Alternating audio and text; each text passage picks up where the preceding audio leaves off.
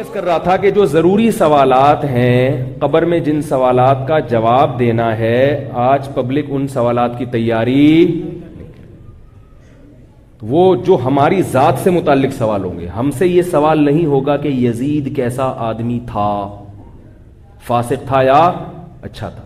ہاں، ہم سے اہل بیت کی محبت کا سوال ہوگا کہ رسول اللہ صلی اللہ علیہ وسلم کے جو خاندان کے لوگ ہیں ان سے محبت تھی یا نہیں تھی. یہ تو ضروری چیز ہے، جس سے انسان کو محبت ہوتی ہے اس کے اہل و عیال سے بھی محبت. تو حضرت حسین سے ہم کیا کرتے ہیں؟ محبت کرتے ہیں، حضرت حسن سے بھی. باقی یزید ہماری زندگی سے اس کا کوئی تعلق نہیں ہے، اس کے بارے میں خاموش رہو، کیا ضرورت ہے. اسی طرح اور بہت ساری چیزیں جو فالتو والتو لوگوں نے بنا کے پورے اس پہ فرقے کھڑے ہو چکے ہیں ان چیزوں پہ. تو پھر سوال ہوگا دوسرا، حقوق اللہ میں. حقوق اللہ میں سب سے پہلے کس چیز کا سوال ہوگا بھائی؟ نماز. یہ نہیں ہوگا کہ اس طرح پڑھی تھی کہ اس طرح پڑھی تھی. اگر نماز میں یہ سوال ہوتا نا قیامت کے دن کہ رفع الیدین کیوں نہیں کیا، تو عبداللہ بن مسعود کی نماز قبول نہیں ہوگی، کیونکہ وہ رفع الیدین نہیں کرتے تھے. اور مصنف ابن ابی شیبہ میں ہے، کان اصحاب علی وابن مسعود لا يرفعون ایدیہم فی الصلاۃ. عبداللہ بن مسعود اور حضرت علی کے شاگرد رفع الیدین نہیں کرتے تھے. یہ تو سارے شاگردوں کی نماز ضائع. اور اگر قیامت کے دن یہ سوال ہو گیا کہ رفع الیدین کیوں کیا ہے بھائی، تو پھر عبداللہ بن عمر کی نماز ضائع ہو جائے گی، وہ تو کرتے تھے. انس بن مالک کی نماز بولو نا بھائی ضائع ہو جائے گی. عبداللہ بن عباس کی نماز. اس سے کیا پتہ چلتا ہے کہ اگر یہ ضروری سوال ہوتا تو صحابہ اس مسئلے میں اختلاف بولتے کیوں نہیں یار؟ لازمی اختلاف کرتے، اور بڑی پھڈے بازیاں ہوتی ہیں صحابہ میں. نہیں، پہلے اس مسئلے کو حل کرو، رفع الیدین کرنا ہے کہ نہیں کرنا، اس کے بعد امت آگے چلے گی. جہاد بعد میں ہوگا، پہلے یہ حل کرو. انہوں نے کہا یہ بھی ٹھیک ہے، جیسا اختلاف چل رہا ہے چلنے دو، آگے چلو، چھوڑ دو اس کو یہیں پہ. نماز کے بارے میں سوال ہوگا کہ پڑھی کے جو اجماع سے نماز ثابت ہے جتنی حیت، اس پہ تو سب متفق ہیں نا. اللہ کا بڑا فضل ہے کہ امت میں اتنے اختلافات کے باوجود بنیادی چیزوں میں سب الحمدللہ، اہل حق لوگوں کی بات کر رہا ہوں، وہ بنیادی چیزوں میں الحمدللہ سب متفق ہیں اہل حق علماء. نمازیں کتنی ہیں؟ 5 ہیں. تو حقوق العباد میں سب سے پہلے کس کا سوال ہوگا؟ نماز کا، جماعت سے نماز. اور حقوق العباد میں سب سے پہلے بولو بھائی، نہیں پتہ ہی کوئی نہیں، والدین کے بارے میں. کیونکہ حقوق العباد کی ابتدا کہاں سے ہوتی ہے؟ والدین سے. ان کے ساتھ کیسا سلوک؟ پورے محلے کو خوش رکھا ہوا ہے، ابا اماں کیا ہیں؟ ناراض ہیں. اور یاد رکھو، جہاں باپ اور ماں کی بات آتی ہے تو دادا دادی اور نانا نانی اس مفہوم میں خود بخود داخل ہوتے ہیں، خود بخود داخل ہوتے ہیں. پھر حقوق العباد کی مختلف نوعیتیں ہیں. نوعیتیں کیا مطلب؟ خوش اخلاقی بھی حقوق العباد میں آتی ہے، خرچ کرنا بھی حقوق العباد میں آتا ہے. آپ اگر خوش اخلاقی سے بات نہیں کر رہے، بد اخلاق ہیں، تو آپ صلی اللہ علیہ وسلم نے فرمایا بد خلق آدمی، حدیث کا مفہوم ہے، اللہ سے بھی دور ہوتا ہے اور لوگوں سے بھی دور ہوتا ہے. وہ کما قال صلی اللہ علیہ وسلم. اور آپ صلی اللہ علیہ وسلم نے فرمایا جس کے اخلاق سب سے اچھے ہوئے قیامت کے دن سب سے میرے قریب وہ ہوگا. بات جو بھی کرتا ہے ایسا کرتا ہے جیسے ہمارے معاشرے میں دیکھ لیں، ڈنڈا کھینچ کے مار. کل مجھے کسی مولوی صاحب کا کلپ بھیجا، وہ پتہ نہیں علماء پہ بڑا طنز کر رہے تھے کہ یہ علماء ایسے، مولوی ایسے. میں نے کہا ان کو پہلے بات کرنے کی سلیقہ اور تمیز کہیں سے سکھاؤ. پھر مجھ سے تو سنا نہیں جاتا ہے، میں 1 منٹ سن کے بند کر دیتا ہوں، کان پھٹنے ہوتے جو ہے نا گدھوں کی طرح چیخ رہے. یہ اخلاق ہے. تو اور پھر طنز بھی ہو، اس میں کیچڑ بھی عزتیں بھی اچھالی جا رہی ہوں. کہتے ہیں نا کہ ایک مشہور ہے نا کہ بھائی شکل اچھی نہ ہو تو کم از کم بات تو اچھی کر لے آدمی. تو بات بھی گندی اور اسٹائل بھی گندا، اور لوگ واہ واہ واہ واہ سبحان اللہ واہ واہ. یہ قرآن حدیث ہر فرقے میں ہوتے ہیں. میرا مقصد کسی خاص فرقے کی نہیں، ہر فرقے میں ایسے لوگ ہوتے ہیں، ہر مسلک میں ایسے لوگ ہوتے ہیں. تو خوش اخلاقی، آپ صلی اللہ علیہ وسلم نے فرمایا یہ جو بد اخلاقی ہے نا غصے سے شروع ہوتی ہے. ہر آدمی ہر وقت ناک پہ مکھی بٹھا کے گھوم رہا ہے. سب سے پہلے میرے کام ہو, سب سے پہلے پیٹرول میں جو ٹینکی میں جو ہے نا پیٹرول میری گاڑی میں سب سے پہلے ڈالا جائے. میں تو دیکھ رہا ہوتا ہوں نا پیٹرول پمپ پہ, کبھی میں بائک لے کے کھڑا ہوں تو ذرا سے جگہ ملے دوسرا آگے گھس جاتا ہے بھائی فوراً آگے گھس جائے گا وہ. لیکن سارے ایسے نہیں ہوتے الحمدللہ, اچھے لوگ بھی ہیں, وہ کہتے ہیں نہیں جی پہلے آپ, تو ایسے بھی ہیں. لیکن تو انسان کے کردار کو پہچاننا 2 منٹ کا کام ہوتا ہے. آپ پیٹرول پمپ کی لائن میں, بل کی لائن میں کھڑے ہو کر 2 منٹ میں پتہ چل جاتا ہے کہ کون کتنے پانی میں ہے. بہت زیادہ مشکل کام نہیں ہے یہ. تو خوش اخلاقی ہے. اور پھر مال خرچ کرنا یہ بہت بڑا فریضہ ہے. ہم اپنے مال کے پورے مالک نہیں ہیں. اللہ نے فرمایا تمہارے مال میں حصہ ہے رشتہ داروں کا. ایک آدمی کی پوری تنخواہ اسی پہ اگر خرچ ہو رہی ہے, اللہ اس سے خوش نہیں ہو سکتا. قل ما انفقتم من خیر فللوالدین والاقربین, خرچ کرنا ہے جن میں سب سے پہلے والدین اور پھر سب سے پہلے قرابت دار. والدین اور قرابت دار اگر محتاج ہوں تو ان پہ خرچ کرنا فرض ہے. لیکن بیوی بچوں کو اللہ نے الگ پروٹوکول دیا کہ وہ محتاج نہ بھی ہوں تو ان پہ باپ کو خرچ کرنا پڑے گا, کیونکہ یہ کیا ہے, ان کا باپ ہے. والدین کا باپ نہیں ہے, اولاد ہے. اور بچوں کا کیا ہے, باپ. اور عورت کا کیا ہے, شوہر. اس لیے عورتوں کو کہتا ہوں اپنے میاؤں کی قدر کرو. اللہ نے اتنا اس کی ذمہ داری لگا دی ہے.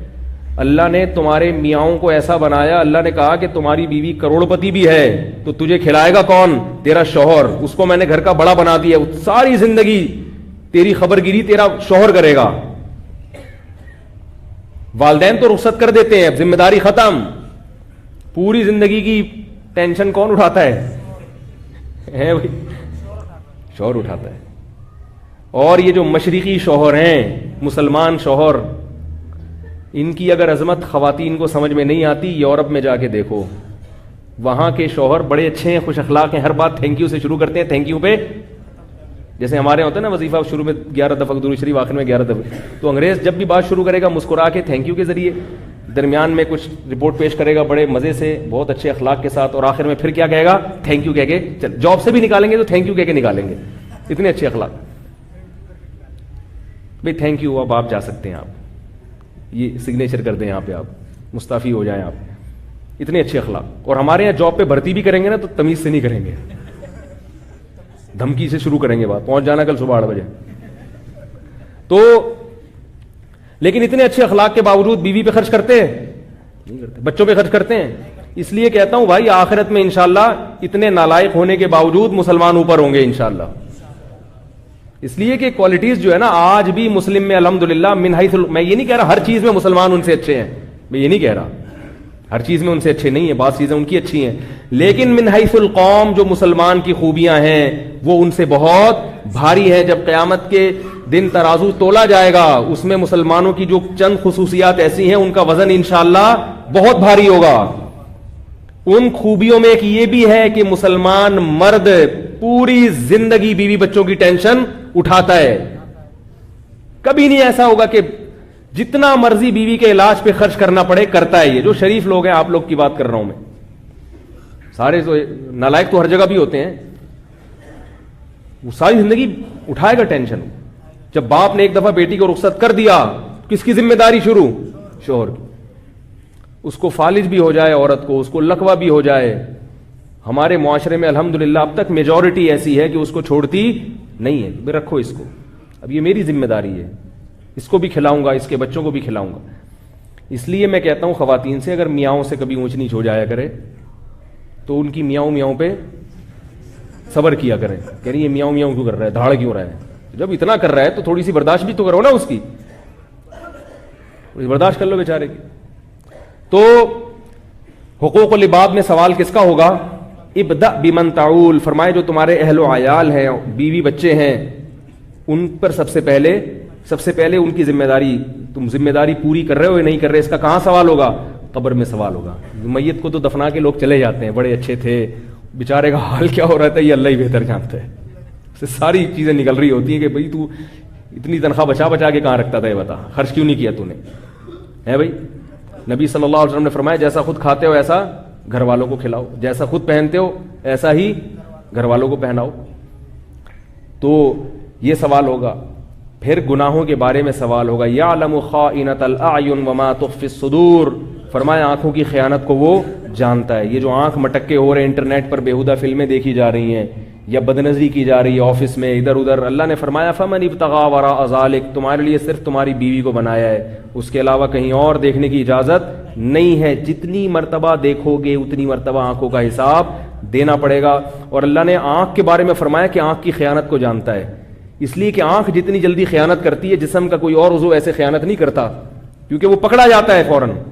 آنکھ سے جو نظر ہے نا, آپ کسی کو گردن گھما کے دیکھیں گے پتہ چل جائے گا, لیکن آنکھ سے دیکھیں گے پتہ نہیں چلتا. آنکھیں تو گھومتی رہتی ہیں انسان کی, بدنظری آنکھوں سے ہوتی ہے. اس لیے اللہ نے فرمایا کہ آنکھوں کی خیانت وہ جانتا ہے. تو بھائی یہ وہ سوالات ہیں کہ کھایا کمایا. نبی صلی اللہ علیہ وسلم فرمائے جب تک انسان کے قدم, انسان 4 باتوں کا جواب نہ دے, قیامت کے دن اس کے پاؤں اپنی جگہ سے نہیں ہلیں گے. ان میں ایک سوال یہ بھی ہے, مال کہاں سے کمایا اور کہاں خرچ کیا. ہیپی نیو ایئر میں تو نہیں اڑا دیا مال سارا ہے بھائی, پٹاخوں میں, شب برات کے پٹاخوں میں تو نہیں اڑا دیا, نائٹ کلبوں میں تو نہیں اڑا دیا, میوزیکل شو میں تو نہیں اڑا دیا. یہ سوال ہوگا, یہ بھی سوال ہوگا کہاں سے کمایا, حلال کمایا, یہ سوال. اور پھر حلال کما کے اس حلال کو بھی غلط جگہ خرچ کرنے کی اجازت نہیں ہے. تو بھائی یہ ساری چیزیں ہیں, ہم غلام ہیں اپنے آپ کو, ہمیں چاہیے کہ ہم غلام سمجھیں. نہیں سمجھیں گے تو موت کا فرشتہ آئے گا, قبر میں اتار کے چلا جائے گا, پھر پتہ چلے گا کہ کیا پایا اور کیا کھویا. تو وہ شاعر نے کہا نا, ہو رہی ہے عمر مثل برف کم, چپکے چپکے رفتہ رفتہ دم بدم. تو میں بھی موت کے قریب جا رہا ہوں, آپ بھی موت کے قریب جا رہے ہیں. ایک زمانہ آئے گا نہ ہم ہوں گے نہ آپ ہوں گے, کوئی اور مولوی صاحب یہاں بیٹھے ہوئے ہوں گے اور کوئی اور مجمع یہاں بیٹھا ہوگا. آج جو میں باتیں کر رہا ہوں وہ والے مولوی صاحب کر رہے ہوں گے, اور آپ جو باتیں آج سن رہے ہیں وہ اگلی نسل وہی باتیں سن رہی ہوگی. اور جیسے ہم بدعمل ہیں اور آپ بھی بیچارے ہم جیسے ہی معلوم ہو رہے ہیں, ٹھیک ہے, پچھلوں کے تجربوں سے فائدہ نہیں اٹھا رہے, تو اگلے بھی لگتا ہے ایسے ہی ہوں گے. باتیں ہی چل رہی ہیں, عمل سے ہم سب کیا ہیں, خالی ہیں. تو عقل مند وہ ہے جو جلد سے جلد توبہ کر کے موت سے پہلے اپنی زندگی کو سدھار لے. اللہ تعالی ہم سب کو سمجھنے کی, عمل کرنے کی توفیق عطا فرمائے.